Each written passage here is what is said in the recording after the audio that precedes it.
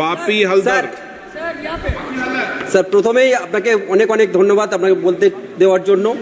আমি মাননীয় মন্ত্রী মহোদয়ের কাছে বিনীতভাবে অনুরোধ জানাবো, রায়দিঘি বিধানসভার মথুরাপুর লোকসভা কেন্দ্রের জয়নগর থেকে রায়দিঘি পর্যন্ত রেল লাইন সম্প্রসারণের জন্য, এক্সটেনশনের জন্য মাননীয় তৎকালীন রেলমন্ত্রী মমতা বন্দ্যোপাধ্যায়, আমাদের মাননীয় মুখ্যমন্ত্রী পশ্চিমবাংলার, তিনি ওই সময় রেল লাইনের জন্য বাজেট করেছিলেন, কিন্তু আজও পর্যন্ত তার জায়গা নিশ্চিত হয়েছিল, কিন্তু আজও পর্যন্ত সেই লাইনের কাজ শুরু হয়নি। ওই এলাকার প্রায় কয়েক লক্ষাধিক মানুষ সুবিধা পেতে পারত, ওইটার জন্যে আজও পর্যন্ত সেটা হয়নি। আমি মাননীয় মন্ত্রী মহোদয়ের কাছে অনুরোধ করব যাতে সেই কাজটা দ্রুততার সাথে হয় এবং মানুষ যাতে তার উপকার পায় সেটা ব্যবস্থা করার জন্য। जयनगर से मथुरापुर तक रेल लाइन जब तक नहीं क्विक हो तो वहाँ का बहुत सारे लोग। वापी हलदर স্যার প্রথমেই আপনাকে অনেক অনেক ধন্যবাদ আপনাকে বলতে দেওয়ার জন্য।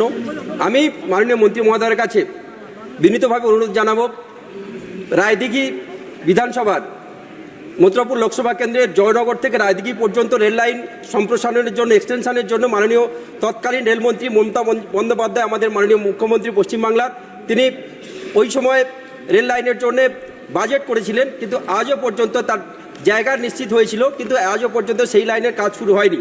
ওই এলাকার প্রায় কয়েক লক্ষাধিক মানুষ সুবিধা পেতে পারত, ওইটার জন্যে আজও পর্যন্ত সেটা হয়নি। আমি মাননীয় মন্ত্রী মহোদয়ের কাছে অনুরোধ করব যাতে সেই কাজটা দ্রুততার সাথে হয় এবং মানুষ যাতে তার উপকার পায় সেটা ব্যবস্থা করার জন্য।